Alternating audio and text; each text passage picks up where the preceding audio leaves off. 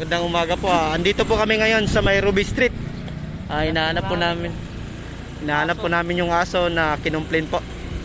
Nakadalawang ikot na po kami hanggang sa ngayon po. Kasalukuyan pa po kami naghanap dito po sa Ruby Street. Hindi namin makita. Wala kahit isa. Saan? Ayun, may isa. May napansin po kami ditong isa natutulog na aso. Tara! Andito po banda sa may sapir. May isa po.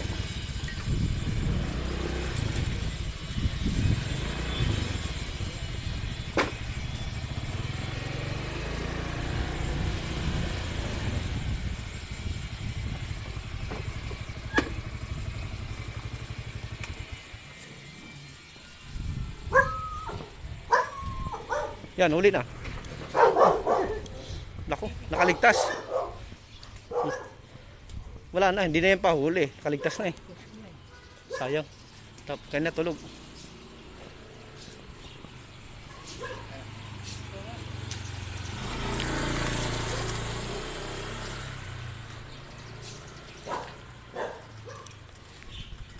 Mailap.